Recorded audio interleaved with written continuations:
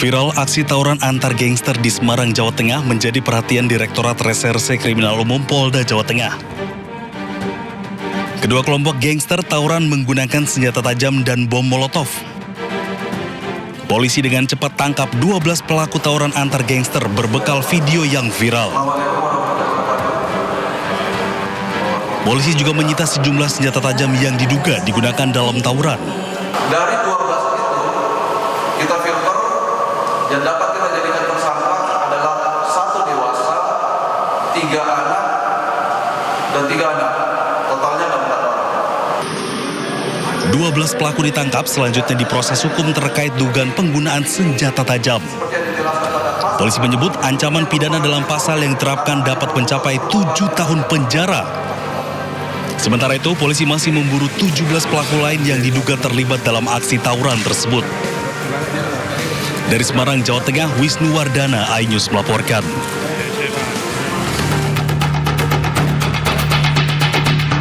Keributan antara sesama warga negara asing terjadi di depan sebuah kafe di Jalan Krekot 1, Pasar Baru, Sawah Besar, Jakarta Pusat.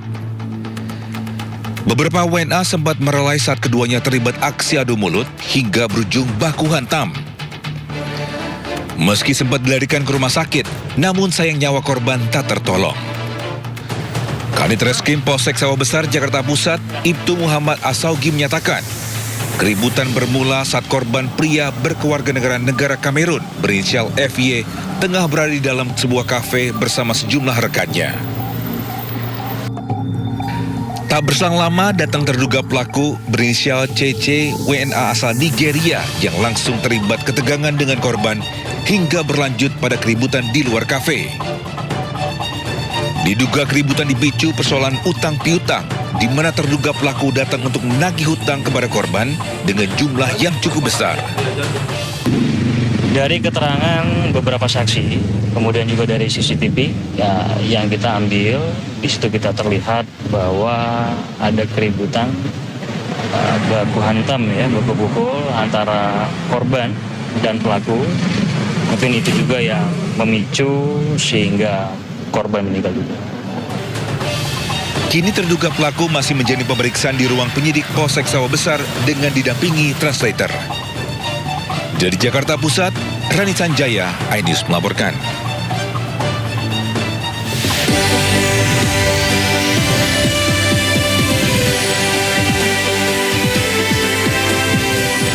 Pasca kebakaran hebat meludeskan gedung Bapenda Jakarta, tim Puslapor Polri turun tangan mencari sumber api dan penyebab kebakaran.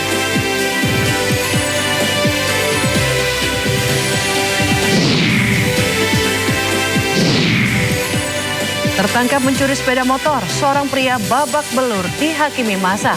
Aksi pelaku tergolong nekat karena dilakukan di pusat keramaian.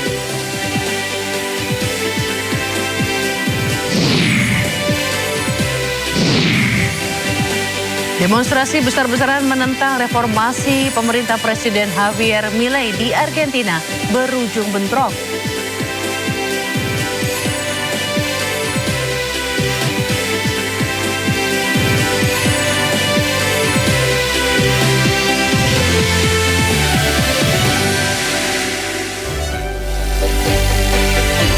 Pemirsa, Sindo Malam hadir dengan beragam informasi terkini tanah air serta mancanegara. Bersama saya Raditya Ayu, inilah Sindo Malam selengkapnya.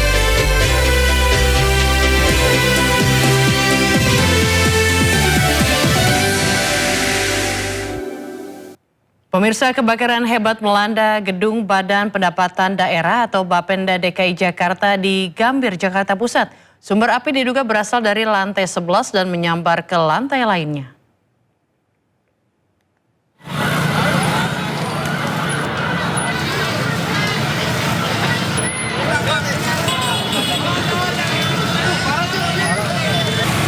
Kebakaran hebat melanda gedung-gedung Badan Pendapatan Daerah atau Bapenda DKI Jakarta di Jalan Abdul Muiz Gambir, Jakarta Pusat.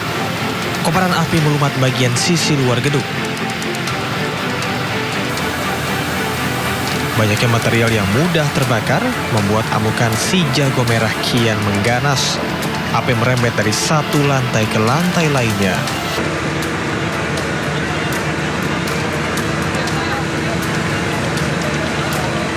Petugas mengerahkan 40 unit pemadam kebakaran dan ratusan personil untuk memadamkan api. Petugas sempat terkendala angin kencang dan tingginya gedung.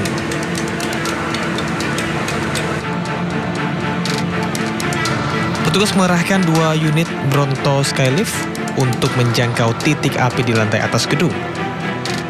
Ratusan petugas keamanan dan sejumlah ambulans juga bersiaga di lokasi. Api dapat dijinakan setelah proses pemadaman berlangsung selama 4 jam. Dugaan sementara api berasal dari lantai 11 gedung yang sedang direnovasi. Kami masih akan memastikan, tadi ada yang menyampaikan berawal dari lantai 11, di mana di lantai 11 itu sedang melakukan renovasi. Namun untuk memastikan sumber api, tentunya nanti baik dari saksi-saksi dan Puslap-4, Pusat Laboratorium Forensik Polri yang akan turun dan dapat menentukan sumber titik api dan penyebab api tersebut. Tidak ada korban jiwa dalam kebakaran ini, petugas masih menyelidiki penyebab pasti kebakaran. Tim Liputan iNews melaporkan. Petugas damkar mengevakuasi seorang pria dari gedung Bapenda DKI Jakarta yang terbakar. Korban langsung mendapatkan penanganan medis. Sesaat setelah api dapat dijinakan, petugas mengevakuasi seorang pria dari dalam gedung Bapenda DKI Jakarta. Korban mendapatkan penanganan medis dari petugas PMI sebelum dievakuasi ke rumah sakit. Santai bang. Pemirsa, tim Puslap-4 Polri turun tangan mengusut penyebab kebakaran gedung Bapenda Jakarta. Petugas menggelar olah TKP untuk mencari sumber maupun penyebab kebakaran.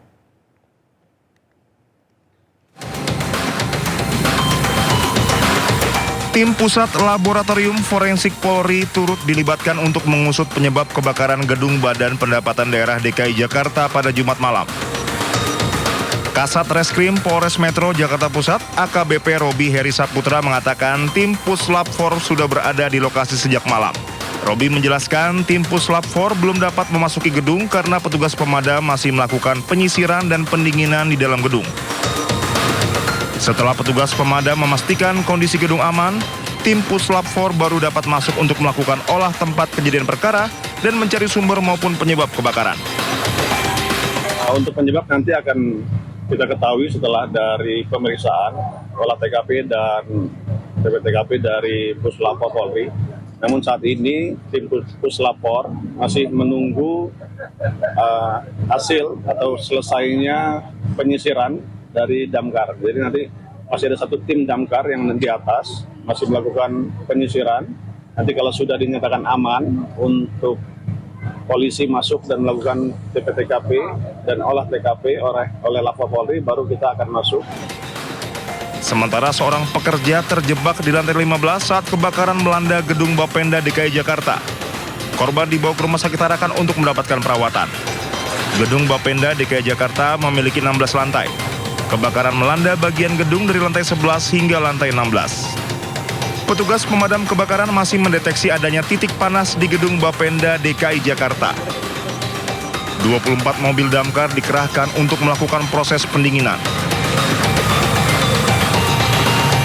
Imbas kebakaran yang melanda gedung Bapenda DKI Jakarta, Jalan Abdul Muiz Petojo Selatan, Jakarta Pusat sempat ditutup. Lalu lintas yang mengarah ke gedung Bapenda DKI Jakarta ditutup dengan kon atau pembatas.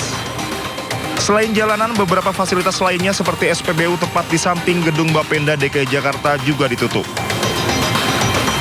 Dari Jakarta, Selena Yahya, Jemi Jasin, iNews melaporkan.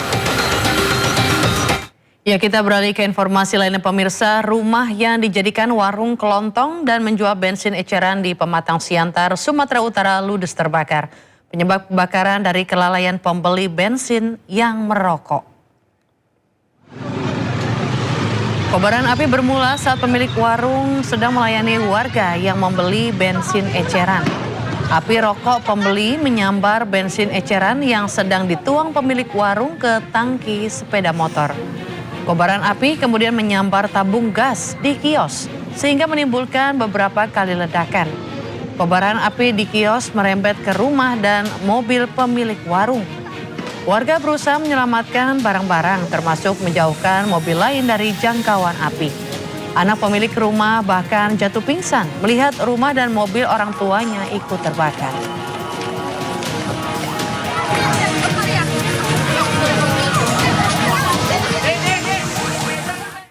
Ya, viral truk tronton bermuatan besi mengalami jumping hingga bagian belakang nyaris menyentuh aspal saat melaju di tanjakan di Labuhan Batu Selatan, Sumatera Utara.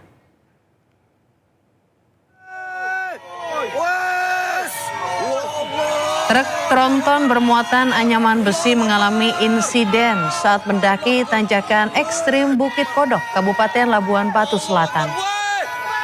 Truk melaju dalam kondisi jumping dengan bagian belakang kendaraan nyaris menyentuh aspal. Sementara bagian depan terangkat menjulang ke atas. Beruntung sopir truk bisa mengendalikan kendaraan hingga melewati tanjakan dengan selamat. Oke. Awas satu.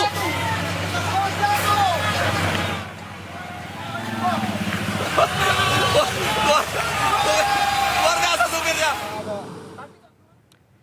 Ya, sementara itu truk bermuatan semen terbalik usai menabrak pohon di Jalan Raya Pekayon, Kota Bekasi, Jawa Barat. Kecelakaan tunggal akibat sopir truk mengantuk. Kemacetan terjadi di Jalan Raya Pekayon, Jati Asih, Kota Bekasi setelah truk bermuatan semen terbalik. Truk menabrak pohon menewaskan sang sopir. Proses evakuasi berlangsung dramatis lantaran jenazah korban terjepit di kemudi. Tugas harus menarik kepala truk dengan mobil damkar untuk mengevakuasi jenazah korban. Selanjutnya jenazah korban dibawa ke RSUD Dr. Caspulo Abdul Majid. Kecelakaan terjadi pukul 5 pagi dan kondisi jalan sedang sepi. Diduga akibat korban memaksakan diri untuk berkendara dalam kondisi mengantuk.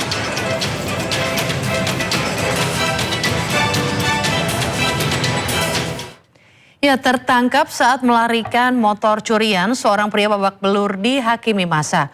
Pelaku ditangkap di kawasan Pabean Sedati, Sidoarjo, Jawa Timur.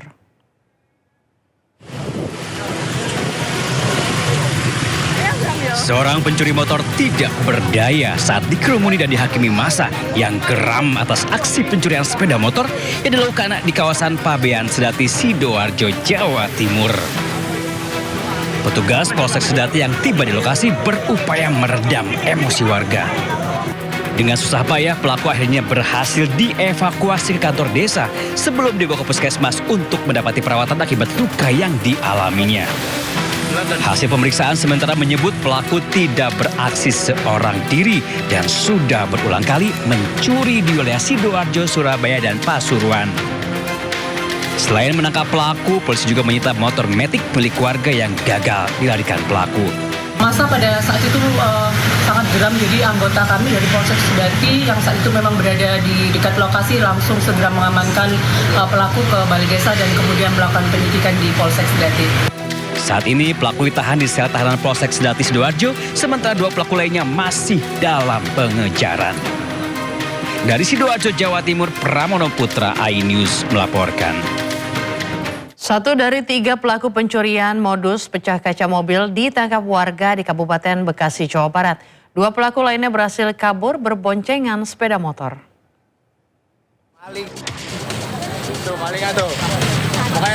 Satu pelaku pecah kaca mobil diamuk warga di Jalan Inspeksi Kalimalang, Tambun Selatan, Kabupaten Bekasi, Jawa Barat.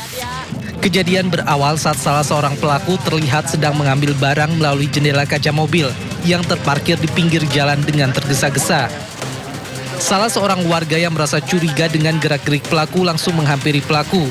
Dengan kondisi panik, pelaku berupaya kabur dengan menggunakan sepeda motor.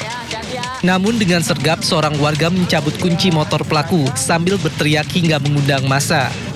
Pelaku akhirnya ditangkap dan diamuk warga hingga babak belur. Sedangkan 2 pelaku lainnya berhasil kabur dengan menggunakan sepeda motor. Saya ngeliatnya sih pas dia udah ngerogoh-rogoh mobilnya gitu. Cuma kan kalau orang yang punya mobil kan pasti buka pintu kan. Nah ini dia ngerogoh-rogoh sambil lihat kiri kanan gitu kan, mencurigakan. Saya langsung sprint, langsung saya pukul kepalanya. Terus dia buru-buru nyalain motor, saya cabut kunci motornya. Habis itu disekap sama warga. Kasus pencurian modus pecah kaca mobil tersebut dalam penanganan unit Reskrim Polsek Tambun Selatan dan Mapolres Metro Bekasi. Pengemudi ojek online di Sleman, Yogyakarta nekat menjamret kalung emas jutaan rupiah milik seorang ibu rumah tangga. Memakai atribut jaket ojek online, seorang pria terekam kamera CCTV kabur mengendarai sepeda motor keluar dari gang. Tak lama kemudian, seorang ibu berusaha mengejar pria ini hingga ke jalan raya. Pelaku berhasil kabur usai menjamret kalung emas korban senilai 7 juta rupiah. Meski sempat kabur, pelaku akhirnya dapat ditangkap setelah polisi menyelidiki identitas pelaku dari rekaman kamera CCTV.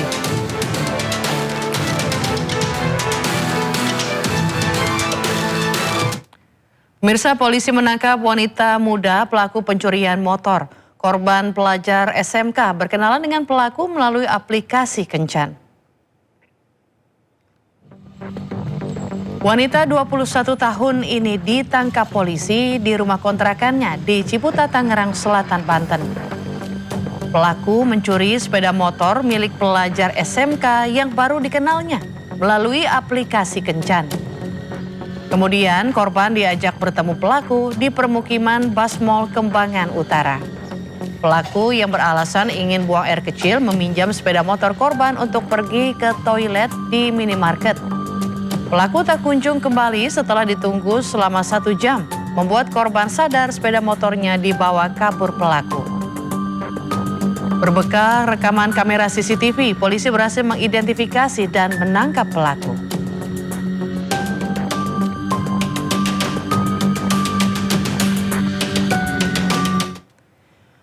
Seorang pria asal Blitar ditangkap atas kasus penipuan dengan modus janji pernikahan.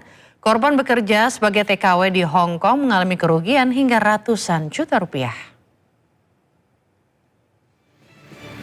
Polisi menangkap pelaku penipuan dengan modus menjanjikan pernikahan. Korban wanita berusia 48 tahun warga Tulung Agung mengalami kerugian mencapai 622 juta rupiah. Peristiwa bermula pada tahun 2020 saat korban berkenalan dengan pelaku melalui media sosial. Pelaku mengaku belum menikah dan menjanjikan akan menikahi korban. Pelaku meminta korban mengirimkan uang hasil kerjanya di Hong Kong. Uang korban dijanjikan pelaku dijadikan untuk modal usaha hingga membeli kendaraan sebagai aset bersama. Saat korban kembali ke Indonesia, uang yang selama ini dititipkan tak kunjung dikembalikan dan pelaku sulit dihubungi. Polisi melacak keberadaan pelaku hingga ke Ponorogo dan berhasil menangkapnya di depan terminal Selowaji.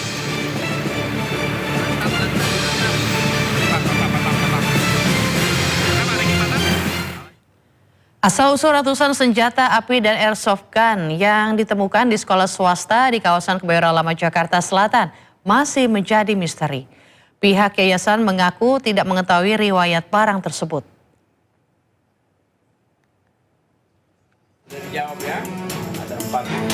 Kuasa hukum Yayasan Sekolah Hermawanto menyatakan pengurus yayasan saat ini tidak mengetahui asal-usul ratusan senjata yang ditemukan.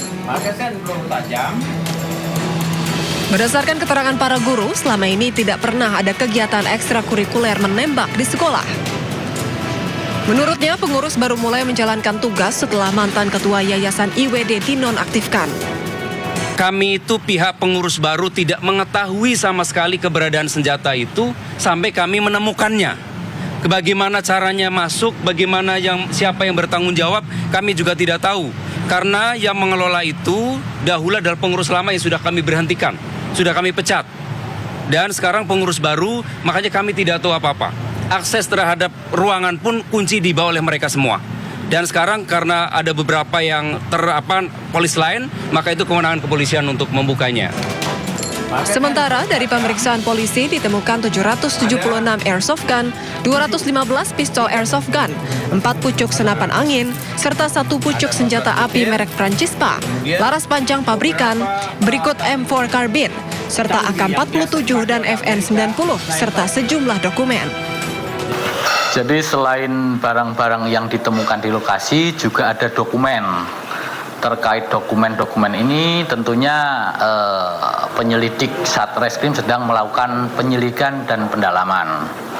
Langkah kami ini TKP di yayasan, informasi yang kami dapat dari yayasan, kami melangkah berawal dari keterangan pihak yayasan. Dan kemarin sudah ada saksi yang diinterogasi untuk menelusuri tindak lanjut dari temuan ini. Hingga kini penyelidikan masih berlangsung dan polisi akan mendalami seluruh keterangan dari masing-masing pihak untuk mengungkap asal-usul serta status hukum barang-barang tersebut. Dari Jakarta, Tim Liputan iNews melaporkan. Polda Metro Jaya pastikan ratusan senjata yang ditemukan di salah satu sekolah swasta di Jakarta Selatan merupakan jenis senapan angin dan hanya satu yang diduga jenis senjata api. Selain itu, pemilik dari senjata api ini sudah meninggal dunia. Kepala Bidang Hubungan Masyarakat Polda Metro Jaya, Kombes Pol Budi Hermanto, memastikan tidak ada peredaran ratusan senjata api yang sebelumnya diberitakan di media massa maupun di media sosial.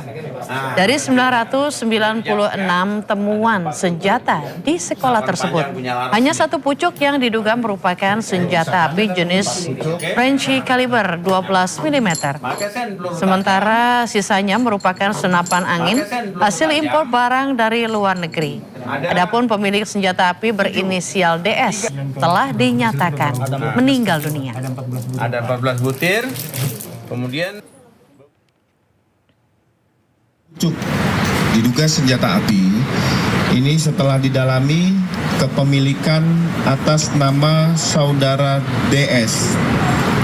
Dari hasil pendalaman, Direktorat Intelkam Subdit Wasenda menemukan bahwa saudara DS sudah meninggal dunia.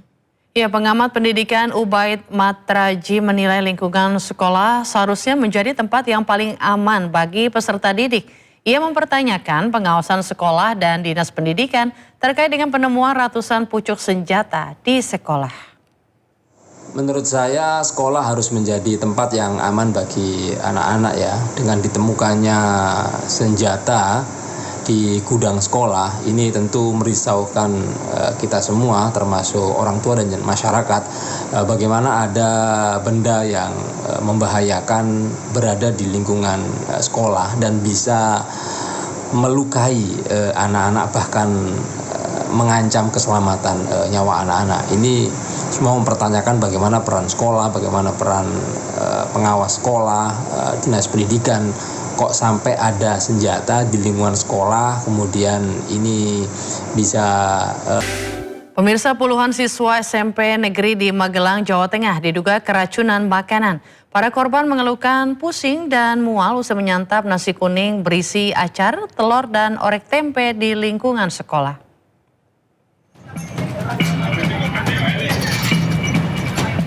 Puluhan siswa sekolah menengah pertama Negeri 3 Candi Mulyo dilarikan ke instalasi gawat darurat Rumah Sakit Umum Daerah Merah Putih, Kabupaten Magelang, Jawa Tengah.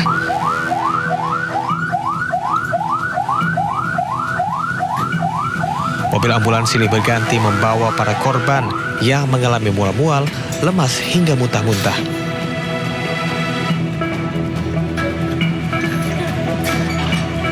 Tercatat 20 anak yang masuk ke Rumah Sakit Umum Daerah Merah Putih dengan gejala yang sama.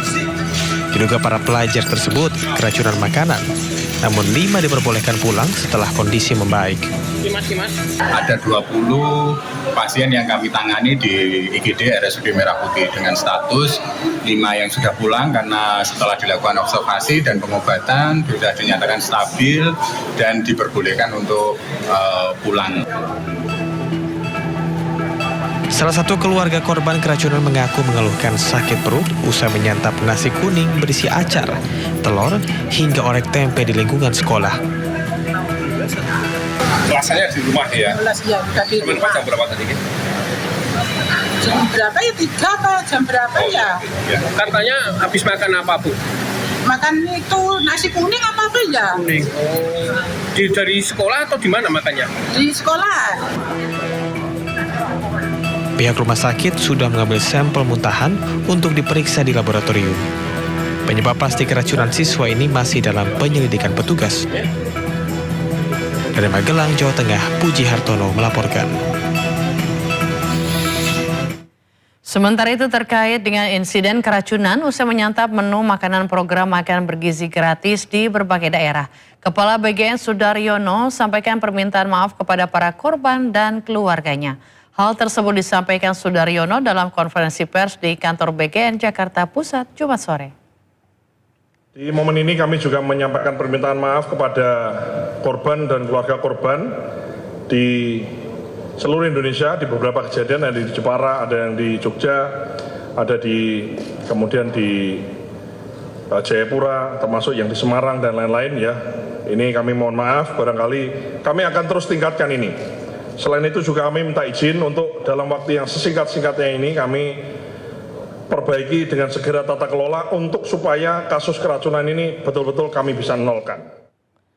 Febri Adriansyah ex-Jampitsus selesai diperiksa tim 9 Kejaksaan Agung selama 7 jam di Gedung Kejaksaan Agung Jakarta. Usai melakukan pemeriksaan oleh tim 9 Kejaksaan Agung, Febri Adriansyah ex-Jampitsus langsung masuk ke dalam mobil tahanan. Febri Adriansyah diperiksa sebagai tersangka pada kasus dugaan TPPU.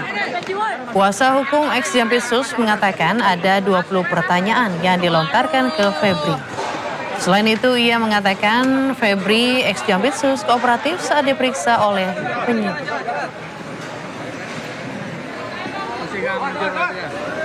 20-an pertanyaan ya tadi, dan sebagian besar yang ditanya adalah lanjutan dari pemeriksaan awal sebagai tersangka sekitar tanggal 24 Juli ya. Ya, hari Jumat saat penetapan tersangka beberapa waktu yang lalu.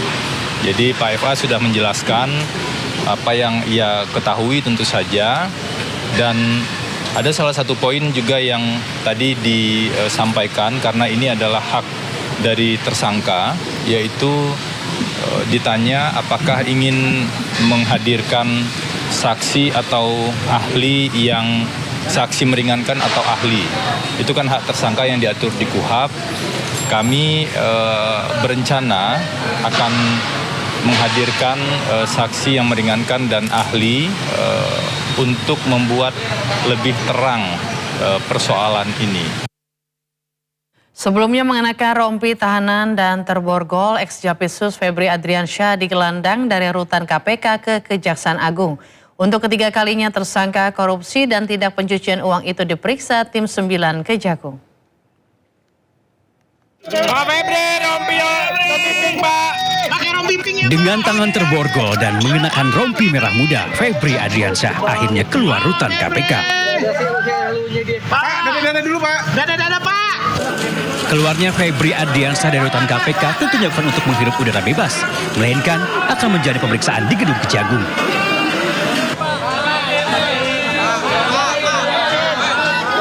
Tak lama mantan petinggi di Kejagung ini tiba juga di Gedung Bundar Kejagung.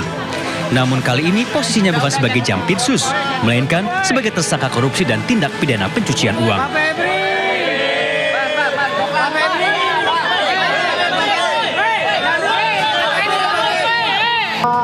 Saat digelandang menuju Gedung Bundar, tak sepatah kata pun keluar dari mulut Febri.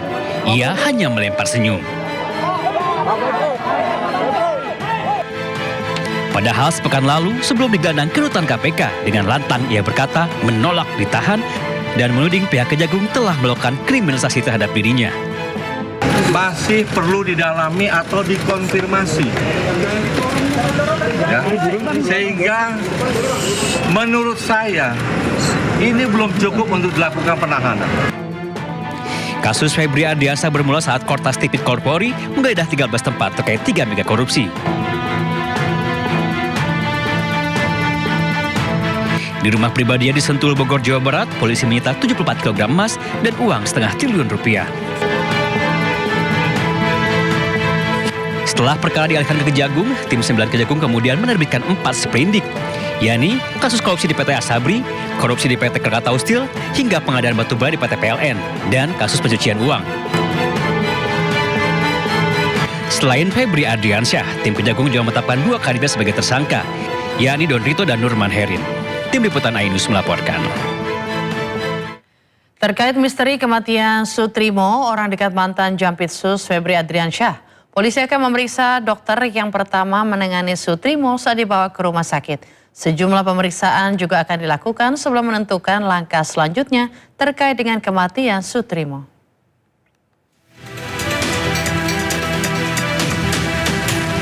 Polisi mendalami laporan terkait kematian Sutrimo, sosok yang disebut sebagai ex-Karumga ex-Jampitsus Febri Adriansyah.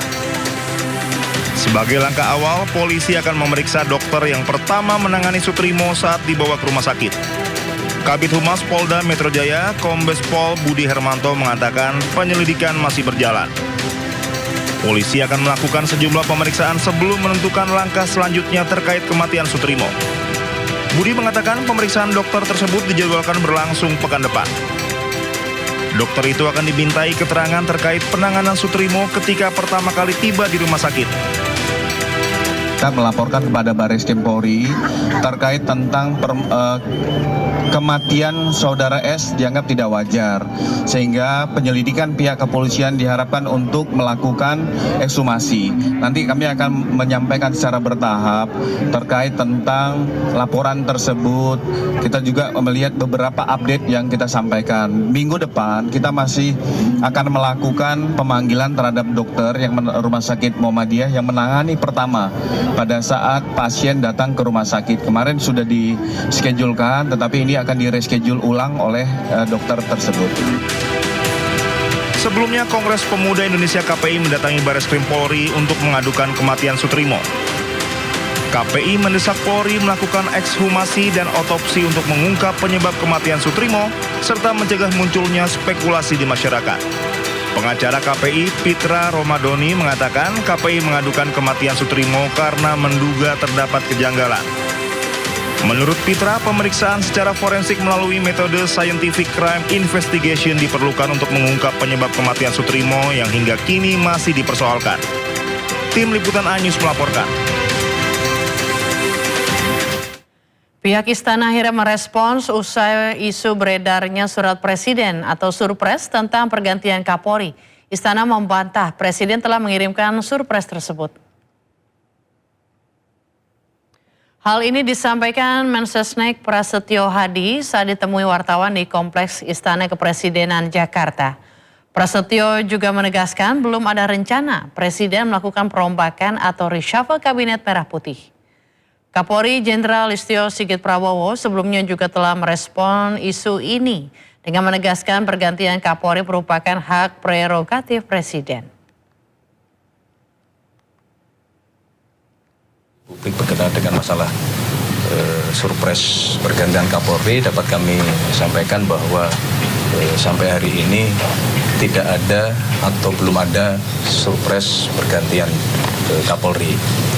Nah, masalah reshuffle juga perlu kami sampaikan bahwa sampai hari ini belum ada rencana reshuffle Kabinet Merah Putih. Sekali lagi, kalaupun kemudian akan ada terjadi perubahan atau diistilahkan reshuffle, barangkali prioritasnya adalah kepada mengisi jabatan-jabatan yang oleh karena sesuatu hal saat ini jabatan-jabatan itu kosong. Contohnya adalah Wakil Menteri Pertanian, kemudian Wakil Menteri.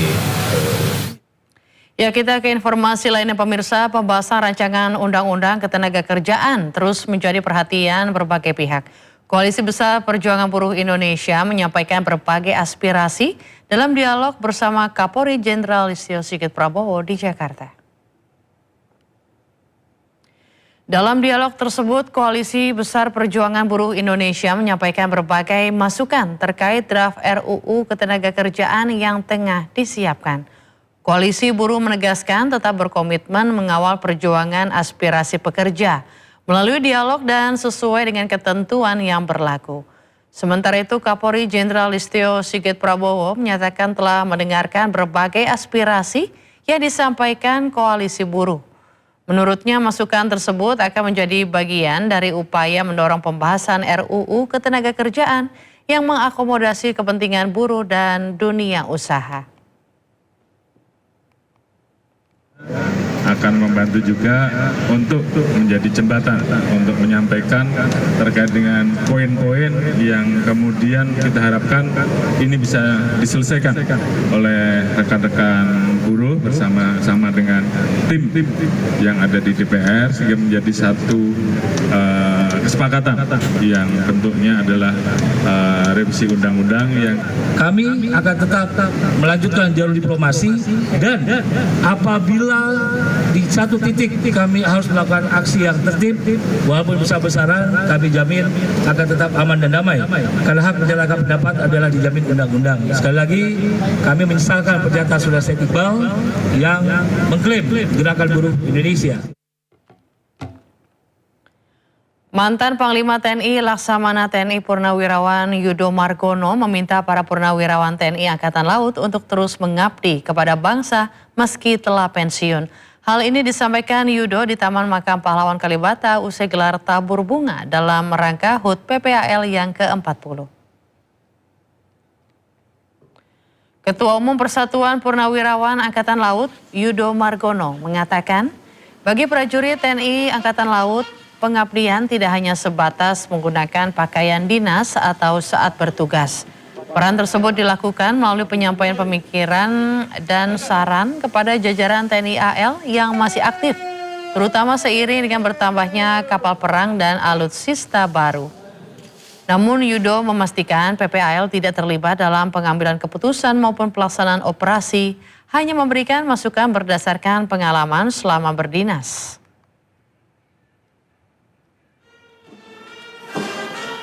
Kita melaksanakan kajian-kajian bagaimana untuk tentunya melaksanakan operasi dengan berubahnya mungkin alutsista yang ada dari yang lama dulu. Ya kita hanya sekedar bisa melaksanakan kajian dan saran pada pemimpin Angkatan Laut, pada adik-adik kita yang masih dinas. Ya tentunya kita kan sudah mempunyai standar prosedur bagaimana mengelola kapal ini, juga standar tempurnya dari kapal-kapal tersebut. Ya, kali ini kita beralih ke informasi olahraga. Pemirsa, Timnas Indonesia tersingkir dari ASEAN Hyundai Cup 2026 dan gagal melaju ke semifinal setelah ditahan Singapura 1-1 di Stadion Jalan Besar, Singapura. Kapten Timnas Indonesia Rizky Ridho langsung menyampaikan permintaan maaf kepada para supporter. Terima kasih banyak, kalian selalu setia dengan kami. Maaf kami selalu mengecewakan. Semoga waktunya itu akan datang, sama-sama kita rayakan. Terima kasih.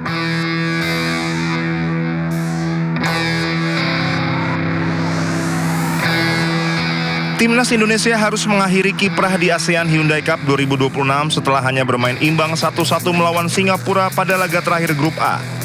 Duel penentuan tersebut berlangsung di Jalan Besar Stadium Kalang, Singapura, Jumat malam waktu Indonesia Barat. Timnas Indonesia sempat berada di jalur kemenangan setelah Ragnar Oratmangun mencetak gol pada menit ke-47. Keunggulan tersebut menjadi modal penting bagi skuad Garuda untuk mengincar 3 poin sekaligus menjaga peluang lolos ke babak 4 besar.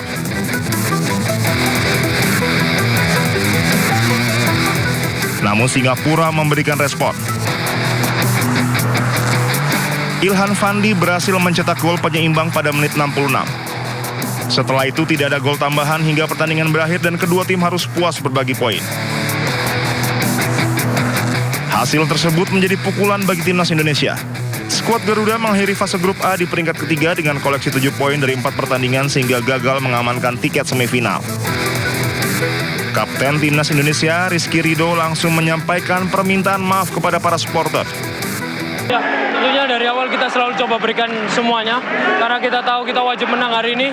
Kita coba unggul 1-0 juga dan di akhir kita 1-1. Kita semuanya udah mencoba yang terbaik dan hasilnya ini ya kita harus belajar dari sini. Jadi tentunya kami kecewa, otomatis supporter juga pasti lebih kecewa dari kami. Jadi saya mohon maaf wakili Timnas Indonesia. Apa yang perlu dievaluasi, Mas?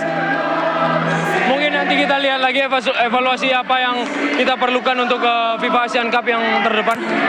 Ada hal khusus yang mau disampaikan untuk Indonesian fans?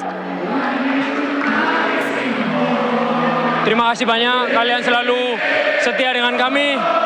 Maaf kami selalu mengecewakan. Semoga waktunya itu akan datang, sama-sama kita rayakan. Terima kasih. Sementara Ketua Umum PSSI Erick Thohir tetap memberikan apresiasi kepada para pemain, pelatih, dan ofisial Timnas Indonesia meski hasil akhir ASEAN Hyundai Cup 2026 tidak sesuai harapan. Namun Erick memastikan PSSI akan melakukan evaluasi setelah kegagalan tersebut.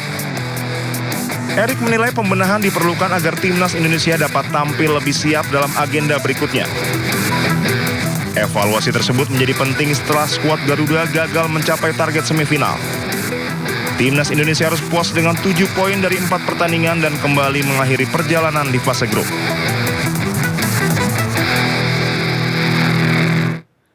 Bayern Munchen meraih kemenangan 2-1 saat menghadapi Aston Villa di laga pramusim yang digelar di Kowloon City, Hong Kong, Jumat malam.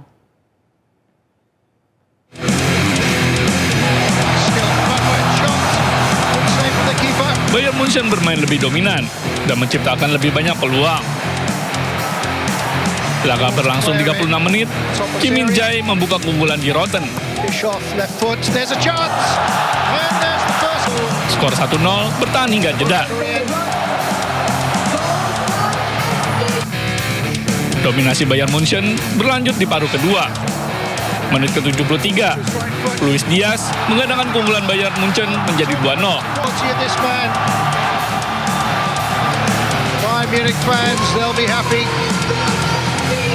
Aston Villa hanya mampu membalas 1 gol jelang laga pembubaran. Menit ke-82, Joao Gomez memperkecil kekalahan Aston Villa menjadi 1-2. Tak ada tambahan gol di sisa laga, dan Bayern Munchen mempertahankan keunggulan 2-1. Laga pramusim berikutnya, Bayern Munchen dijadwalkan jumpa Leipzig pada 15 Agustus mendatang. Sementara Aston Villa menghadapi Paris Saint-Germain pada 13 Agustus mendatang. Setelah tiba di Jakarta dari Hong Kong, Chelsea menggelar latihan resmi sebagai persiapan terakhir menghadapi AC Milan dalam laga pramusim yang digelar di Stadion Utama Gelora Bung Karno, Senayan, Jakarta. Dipimpin pelatih Xabi Alonso, para pemain Chelsea menjalani latihan ringan jelang menghadapi AC Milan. Para pemain The Blue seperti Cole Palmer dan Danny Welbeck menikmati suasana latihan yang berjalan santai. Bagi Chelsea, pertandingan melawan AC Milan menjadi bagian penting untuk mematangkan komposisi tim, sekaligus mengasah strategi sebelum menghadapi kompetisi musim baru. Laga kedua, tim dijadwalkan berlangsung di Stadion Utama Gelora Bung Karno pada Sabtu malam. Terima kasih Anda masih menyaksikan Sindo Malam bersama saya Raditya Ayu. Pemirsa, kebakaran hebat melanda pasar Barrio Lindo di Santa Cruz de la Sierra, Bolivia. Api menghanguskan kios pedagang. Dalam waktu singkat, api meludeskan pasar Barrio Lindo di Santa Cruz de la Sierra, Bolivia. Api dengan cepat menghanguskan sejumlah kios, memaksa petugas damkar diterjunkan dalam jumlah besar. Tugas dibantu warga berjibaku memadamkan api menggunakan peralatan darurat dan ember berisi air. Kepulan asap tebal memenuhi kawasan pasar membuat warga terpaksa menjauh dari lokasi.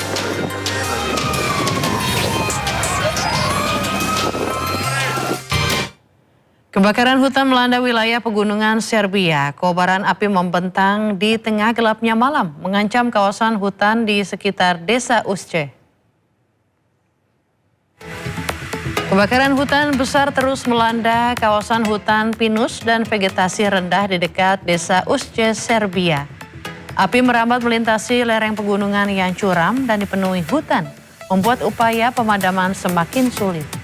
Rekaman drone pada malam hari memperlihatkan garis api memanjang di sepanjang lereng gunung. Lidah api terus menyusuri hutan sementara cahayanya menerangi perbukitan di sekitarnya. Tugas darurat terus berupaya mengendalikan persebaran api dan mencegah kebakaran meluas ke wilayah lain. Serbia dalam beberapa waktu terakhir dilanda sejumlah kebakaran hutan, seiring dengan cuaca panas dan kering melanda berbagai wilayah.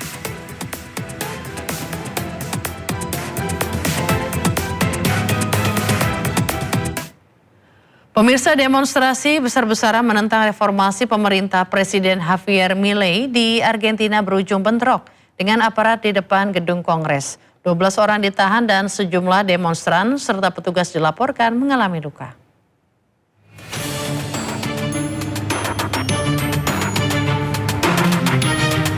Gelombang protes menentang rancangan reformasi pemerintah Presiden Javier Milei di Argentina berujung bentrokan antara demonstran dan pasukan keamanan di depan gedung Kongres. Rekaman memperlihatkan polisi federal menembakkan peluru karet dan menyemprotkan gas air mata ke arah massa.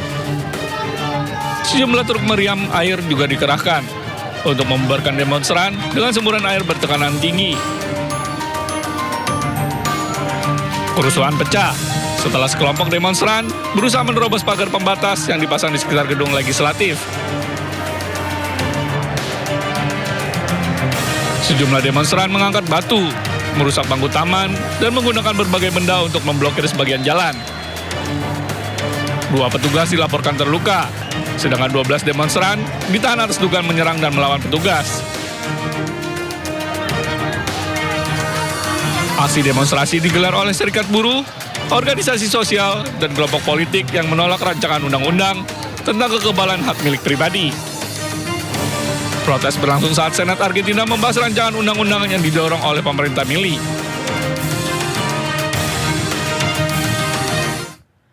Pasukan pemukim Israel menyerang desa Taibeh di sebelah timur Ramallah. Mereka tak segan memukuli seorang lansia tak berdaya. Pasukan Israel menyerbu komunitas Badui Naif Al-Kabneh di sebelah timur desa Taibeh. Mereka menyerang sebuah peternakan, bahkan salah satu pemukim Israel nampak menendang kambing-kambing di sana. Pasukan juga menyerang warga Palestina lain di desa Taibeh sebelah timur Ramallah. Mereka terlihat tengah menganiaya seorang lansia tak berdaya.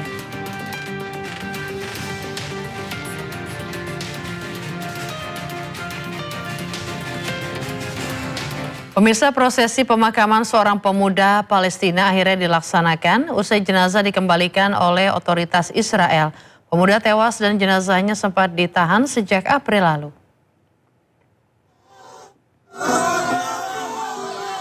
Isak tangis dan takbir mengiringi prosesi pemakaman pemuda Palestina ala Khalid Muhammad Sbey di desa Tayasir, tepi barat. Pemuda tersebut dilepas sebagai martir setelah jenazahnya ditahan oleh pihak militer Israel sejak tanggal 9 April 2026. Upacara penghormatan terakhir ini baru dapat terlaksana usai jenazah akhirnya dikembalikan kepada pihak keluarga. Ambulans Bulan Sabit Merah Palestina mengawal ketat proses serah terima hingga evakuasi jenazah menuju rumah sakit dan lokasi pemakaman.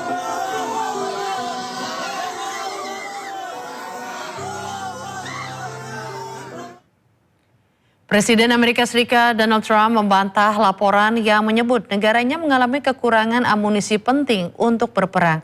Trump menegaskan Amerika Serikat masih memiliki persediaan amunisi dalam jumlah besar serta cukup untuk membantu persenjataan sejumlah negara seperti Ukraina. Trump pun menegaskan pihak-pihak yang menyebarkan isu Amerika Serikat mengalami kekurangan amunisi akan menghadapi tuntutan hukum. Pernyataan Trump disampaikan setelah sejumlah media Amerika Serikat melaporkan bahwa menipisnya persediaan rudal pencegat menjadi salah satu faktor yang mempengaruhi keputusan pemerintah untuk menunda serangan tambahan terhadap Iran. Namun Trump menegaskan produsen senjata tetap akan memasok kebutuhan Amerika Serikat secara tidak terbatas dan akan mencapai target pengiriman terbesar sepanjang sejarah.